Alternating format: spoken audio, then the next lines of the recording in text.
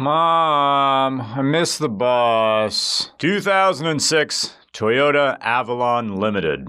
Welcome to Toyota's Lexus Not a Lexus.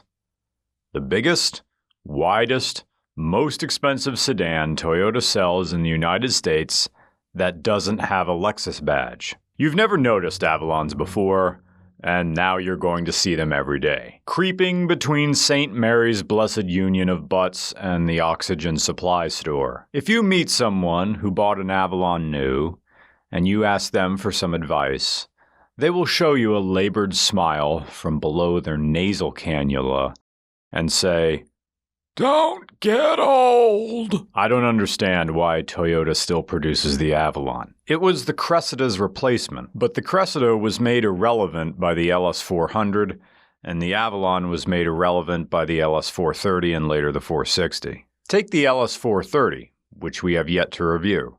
It's in the same size class as the Avalon, but you get more power, more toys, and a V8 that gets almost the same miles per gallon. The only thing the third-gen Avalon gives you, that an LS 430 doesn't, is front-wheel drive. Oh, I need front-wheel drive so I can drive in the snow. Dad, if you're rich enough to buy a Toyota Avalon new, the most expensive sedan for sale at Jarl Toyota, you can afford a beater Subaru to drive around from January to March. Well, I don't want to drive a Lexus because people will get jealous and key my car. Then stop buying cereal at Big Lots. Go to Giant Eagle with everybody else who knows how to wipe. Well, you see, I want something big and fast with... Dad, the 3.5-liter 2G RFE in the third-gen Avalon is the same one you get in the V6 Camry.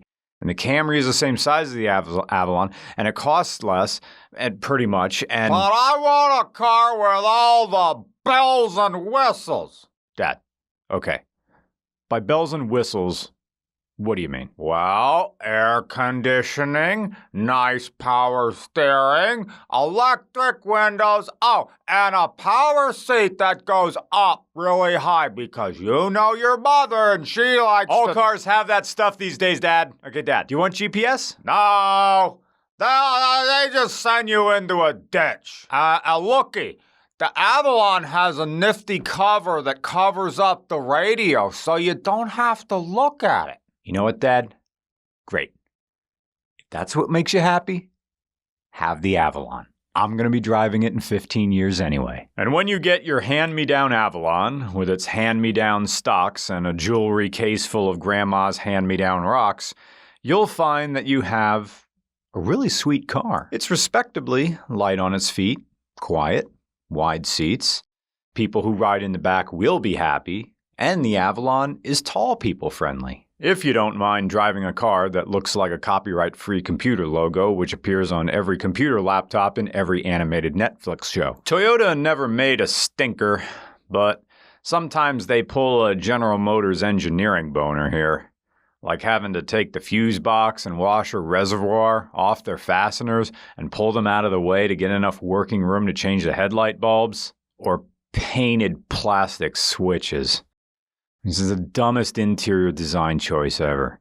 Paint doesn't adhere to plastic, so every time you use a painted plastic switch, your fingers start rubbing the paint off, and eventually they either get black smudges on them like this, or like GM, we'll get to this, I got a GM car coming up then.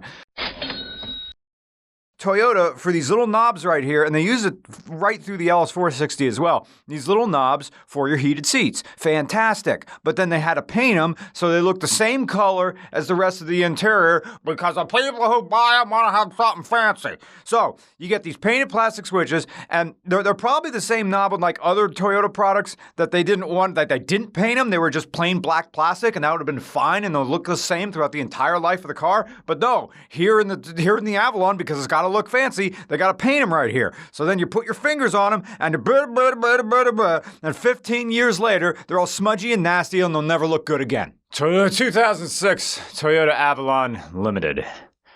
Who was this for in its day? Who was this really for? This is Lexus money without being a Lexus. It's a rich guy doing an accent to pick up women. This is the car you buy after a modest promotion at work. And then you go home to your TikTok dancing son and tell him to go outside and get stung by bees like a normal child. Why do bees stop stinging you as much after a certain age? Do they not want you anymore?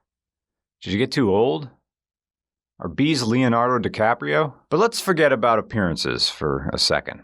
Yes, this is a wannabe luxury sedan with no button for traction control, so you have to do the Konami code with the pedals. But it's also not the worst example of its class that you'll find. For one, it's more spacious than you expect, with good trunk size for the car's size. This is surprisingly athletic. It gets out of its way like a goth kid crushing the presidential fitness exam. 3.5-liter V6 is matched to a 5-speed transmission designated the V151E, which is the V6 version of the V250E.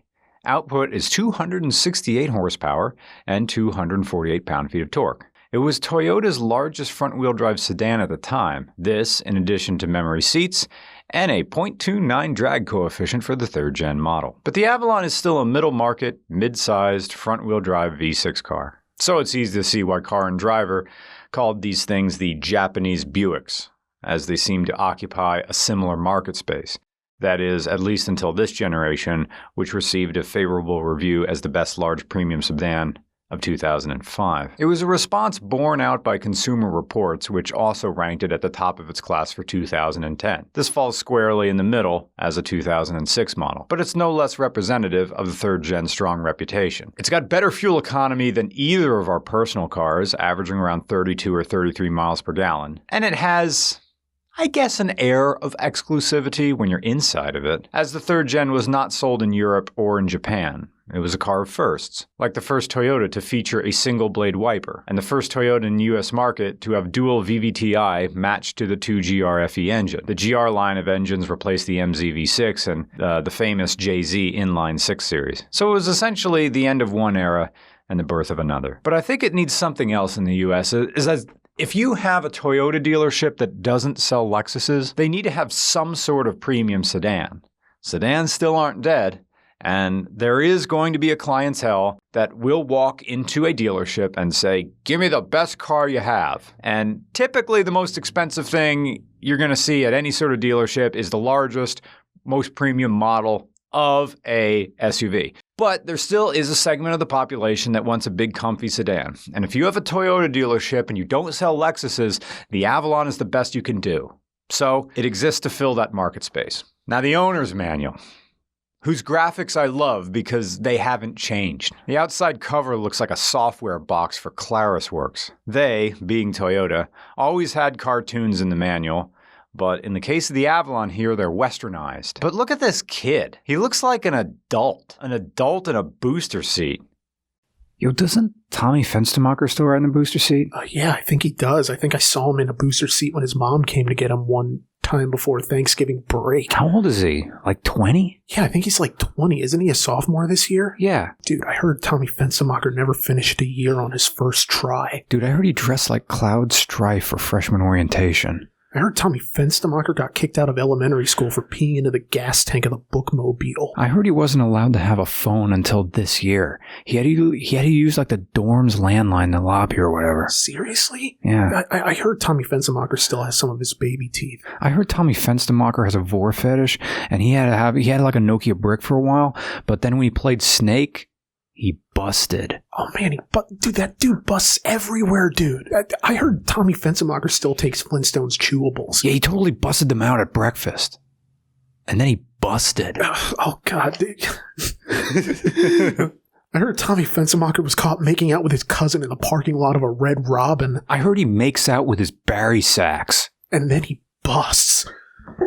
I heard someone kicked in a stall door while Tommy Fenstermacher was taking a dump, and he held eye contact and just kept shitting. Ew. I heard Tommy Fenstermacher's dick is so tiny, he has a special pass from housing and residence to live in the all-girls dorm if he wants. Tommy Fenstermacher gave himself a Captain Morgan enema. I think that was like last year or something. I heard public safety has orders to stop him using the milk machine in the dining hall, because if he uses it, he busts. I heard Tommy Fenstermacher did his thesis on Time Cube. I heard tater tots make him bust. I heard Tommy Fenstermacher's favorite pizza topping is packing foam. I heard he showed up for ROTC dressed as Vash the Stampede. I heard Tommy Fenstermacher got a girl pregnant with his elbow. I heard Tommy Fenstermacher went to poetry night in the Student Union building, but his poem was just the Welcome to Rapture speech from Bioshock 1. I heard Tommy Fenstermacher flunked homeroom.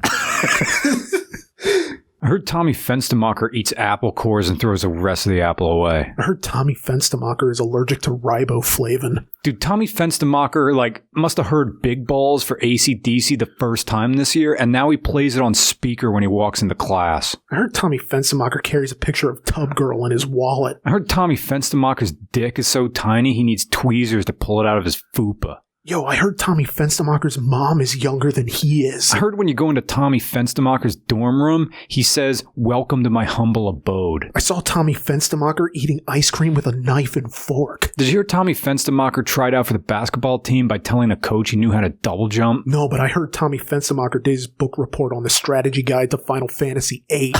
I heard Tommy Fenstermacher needs a teddy bear to help him shit. Did you hear that Tommy Fenstermacher can't get through the Pledge of Allegiance without busting? I heard he owns a Teddy Ruxpin, and he fucks the cassette deck. I heard he wears special prescription glasses that make him not bust. I heard Tommy Fenstermacher has to get changed in student health services before his phys ed requirement, and the nurse holds a barf bag up to his dick when he takes his glasses off. I hear Tommy Fenstermacher is why the stalls in the bathroom don't have doors anymore. I heard Tommy Fenstermacher ask for a tutor to learn how to beat off. Yeah. Yeah. Lawn. Yeah. Yeah. Yeah. Avalon.